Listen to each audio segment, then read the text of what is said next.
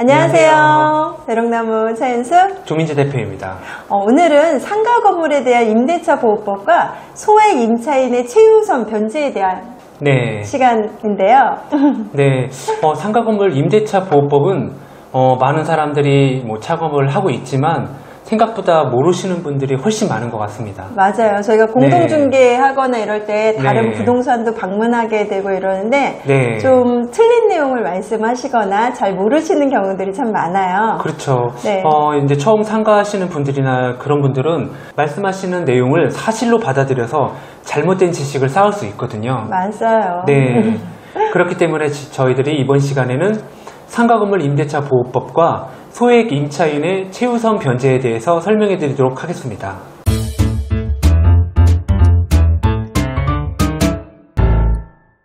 그럼 차 대표님, 상가 건물 임대차 보호법의 입법 목적은 무엇인가요? 소액 임차인에 대한 보호가 가장 큰 목적이에요. 그래서 민법에 대한 특례를 규정하고 있는 것보다 우선으로 해서 이게 적용이 되기 때문에 사실 되게 강력한 법이라고 볼 수 있죠. 그렇죠. 그래서 상가 건물 임대차 보호법은 상가 건물 임대차에 관하여 민법에 대한 특례를 규정하여 국민 경제 생활의 안정을 보장하는 것을 목적으로 하고 있습니다. 상가 건물 임대차에 대해서는 상가 건물 임대차 보호법 규정이 민법보다도 우선적으로 적용이 되고요. 그 밖에 일반 사항에 관해서는 민법 채권편의 임대차에 관한 규정이 적용되고 있습니다. 네, 역시 법의 내용이 나오니까 어려운데요. 네, 맞아요. 몇 조 몇 항 이렇게 나오니까 사실 무슨 그렇죠. 저희가 변호사도 아니고 네, 맞습니다. 법의 적용 대상이 가장 중요한 부분이 아닐까 하는데요. 네, 맞아요. 네, 상가 임대차 보호법의 가장 중요한 부분은 법의 적용 대상인데요. 맞아요. 네, 이게 이 모든 상가 건물 임대차에 적용되는 게 아니기 때문에 잘 숙지하시기 바랍니다. 네, 그럼 알아볼까요? 네, 알아보겠습니다. 여기 있는 보증금의 범위는 환산보증금으로 적용이 되고요. 환산보증금 계산하는 거는 뒤에 다시 설명해 드리도록 하겠습니다. 그래서 서울특별시는 9억 원 이하에서 상가 임대차 보호법이 적용이 가능한 거고요. 그래서 고액 임차인에 대해서는 상가 임대차 보호법이 적용이 안 되죠. 전에 저희가 이제 고액 임차인에 대한 편에서 한번 설명했던 적이 있었죠. 네네, 맞습니다. 그래서 서울특별시는 환산보증금 9억 원 이하, 그리고 수도권 정비계획법에 따른 과밀억제권역 및 부산광역시는 6억 9천만 원 이하에서 적용이 되고요. 광역시에 따른 과밀억제권역에 포함된 지역과 군지역, 부산광역시는 제외하고 광역시, 세종특별자치시, 파주시, 화성시, 안산시, 용인시, 김포시 및 광주시는 5억 4천만 원 이하에서 적용이 됩니다. 그 밖에 지역 같은 경우는 3억 7천만 원 이하에서 적용이 되고요. 그러면 지금 말씀하신 내용 중에서 보면은 서울 같은 경우에는 그럼 9억 원 이하일 경우에만 상가 임대차 보호법이 적용된다는 말씀이시죠? 네, 맞습니다. 네. 실제 예를 한번 보면서 한번 살펴볼까요? 네. 보증금 범위에 대한 환산보증금 계산 방법은 보증금 위에 차임이 있는 경우에는 월 단위의 차임액에 100을 곱하고요. 보증금과 합산한 금액으로 임차 보증금의 환산보증금이 되는 겁니다. 예를 들어보면 대전 보증금 1억 원에 월차임이 500만 원인 걸 가정해 볼게요. 그럼 환산보증금을 계산해 보면 월차임 500만 원에 100을 곱하게 되고요. 그럼 5억 원이 되겠죠?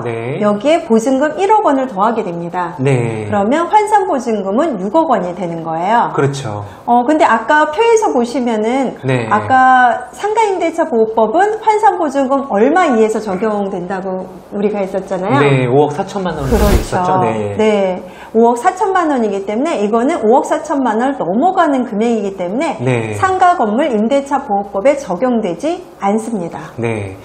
전 시간에 저희들이 방송하였던 고액 임대차 보증금에 대한 편을 보시면은 상가 임대차 보호법이 적용이 안 되면 5% 인상에 대한 적용권도 안 되고 많은 불이익이 따르기 때문에 계약하실 때는 좀 더 유의해서 계약을 진행하셔야 합니다. 그럼 서울편 한번 조 대표님 네. 말씀해 주세요. 네, 서울 같은 경우에는 만약에 예를 들어서 보증금 1억 원에 월차임이 500만 원이라고 가정했을 경우 환산보증금은 차 대표님이 말씀해 주신 계산대로 한다면 6억 원이 나오고요. 상가건물 임대차 보호법은 당연히 적용이 되겠죠. 그렇죠. 서울은 9억 원 이하에서 그렇죠. 예, 적용이 되니까요. 네, 맞습니다. 똑같이 환산보증금이 6억인데 네. 서울은 적용이 되고 네.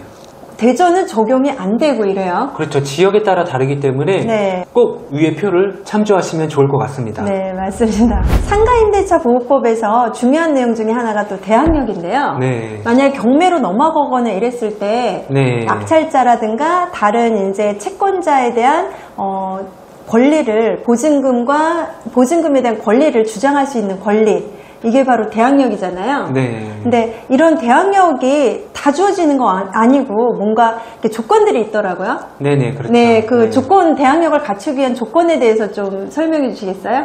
상가 임대차 보호법은 대항력을 갖추기 위해서는 첫 번째로 상가 건물을 인도를 받고요. 네. 두 번째로 사업자 등록을 신청을 했다면 그 다음 날부터 제3자에 대한 대항력을 주장할 수 있습니다. 아, 그렇군요. 이렇게 네. 딱 명시가 되어 있네요. 네, 맞습니다. 네. 근데 우선 변제권이라는 것도 있어요. 네. 이것도 좀 어려운데 사실 우선 변제권도 있고 또 최우선 변제라는 것도 또 있고. 그렇죠. 네, 좀 내용들이 많이 어렵기도 하고 혼란스러운 부분이 있어요. 네, 간단하게 말씀드리면 우선 변제권은 임차인이 임차 보증금을 우선 변제받을 수 있는 권리고요. 네. 최우선 변제권은 그 소액 임차인에 대해서 소액을 보장해준다는 그런 내용입니다. 아, 그렇군요. 네. 그러니까 뭐 경매라든가 이렇게 넘어갔을 때 네. 후순위 권리자보다도 네. 우선해서 보증금을 변제받을 수 있는 권리라고 생각하면 될까요?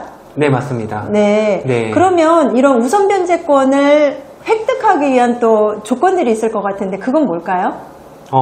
임차인이 첫 번째로는 대항 요건을 갖춰야 되는데요. 네. 좀 전에 말씀드렸던 상가 건물 인도와 사업자 등록을 통해서 대항 요건을 갖출 수 있고요. 네. 두 번째로는 임대차 계약증서상에 확정일자를 갖춘 경우에 인정됩니다. 아, 그렇군요. 네. 그러면은 아까 이제 상가 인도하고 사업자 네. 등록을 하면 대항력이 우선 생기는 거고. 그렇죠. 또 계약서 들고 네. 어디로 가야지 확정일자 주죠?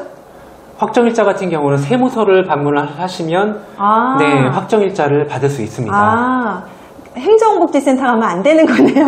네, 맞습니다. 상가는. 주택은 행정복지센터를 이용을 하는데요. 네. 네, 상가 같은 경우에는 세무서를 통해서 확정일자를 받을 수 있습니다. 네, 그러면은 계약서 들고 세무서 가서 확정일자 네. 도장 딱 받아서 네. 하면은 우선 변제권이 생기는 거고. 네. 이 우선 변제권이 생기게 되면 이제 경매라든가 그렇죠. 공매 이런 네. 거가 되었을 때 네. 내 후순위보다는 우선해서 그렇죠. 변제받을 네. 수 있는 거네요. 내 보증금에 대해서. 네, 맞습니다. 네. 좀 전에 설명했던 최우선 변제금에 대한 보증금 중 일정의 보호에 대해서 말씀드릴 건데요. 네. 차 대표님께서 한번 그 서울시와 그 밖의 지역에 대해서 설명해 주시죠. 네. 우선 변제권과 최우선 변제권은 다른데요. 우선 변제권은 내 후순위보다는 우선해서 변제를 받을 수 있는 권리예요. 네. 그래서 만약에 이제 쭉 등기부등본을 뗐는데 네. 앞에 이제 내 앞에 은행이 뭐 근저당권 설정이 돼 있어요. 네. 그리고 제 전세권이나 뭐 제가 확정일자를 받았어요. 네. 이렇게 했을 때는 우선 변제권은 은행이 우선으로 낙찰가를 가져가고 그 다음으로 저희가 가져가는 거예요, 네. 사실은. 근데 최우선 변제는 내 앞에 있는 은행보다도 우선해서 최우선해서 그렇죠. 이제 그 변제를 받을 수 있는 권리인데요. 요거는 이제 정말 소액이신 분들에 대한 권리를 보장하고자 만들어진 법이에요. 네, 그렇죠. 공경매를 진행할 경우에는 배당 순서가 있는데 그렇죠. 최우선 변제금은 그 최우선으로 받는 권리고 그렇죠. 쉽게 설명해 드리면 네. 그리고 우선 변제권은 그거보다는 하위에 있기 때문에 네. 최우선 변제금이 좀 더 안전할 수는 있겠죠. 그렇죠. 그래서 내 선순위보다도 우선하게 되면 최우선 변제가 되는 거고요. 내 선순위 뒤로 해서 되는 건 우선 변제권이라고 보시면 돼요. 네. 네. 서울특별시 같은 경우는 임차 범위가 6,500만 원에 대해서 보증금이 2,200만 원인데, 네, 그래서 이건 정말 아주 소액이신 분들, 네, 그래서 뭐 2천만 원에 50만 원 월세, 뭐 요 정도에 대해서만 보장이 되는 그런 법이라고 보셔야 될 것 같아요. 네. 네.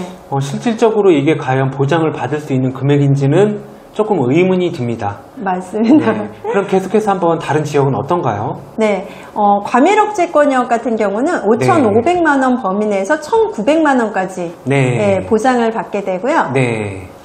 광역시와 안산시, 용인시, 김포시, 광주시 같은 경우는 3,800만 원의 범위 내에서 1,300만 원. 까지 보장이 됩니다. 그리고 그 밖의 지역은 3천만 원에 대해서 1,000만 원까지 보장이 되고요. 와, 그러면 이거 너무 심하지 않나요? 그렇죠. 너무 작죠, 사실? 네. 네. 대전광역시만 해도 지금 환산보증금이 3,800만 원이면 이건 너무 심한 것 같습니다. 맞아요. 그래도 이제 은행권이라든가 이런 근저당을 선순위에 설정해 놓은 그 선순위자를 보호해야 된다라는 목적도 있기 때문에 선순위보다도 우선해서 주는 금액은 아주 최소 금액으로 잡아놓은 것 같아요, 법적으로. 네. 그러면 저희가 최우선 변제와 우선 변제에서 주의해야 될 것들이 몇 가지가 있는데요. 그거 몇 가지 좀 알려주시면 감사할 것 같네요. 네, 최우선 변제가 사실 좀 복잡한 부분들이 있거든요. 그래서 주의해야 될 거 한 3가지만 간추려 주시겠어요?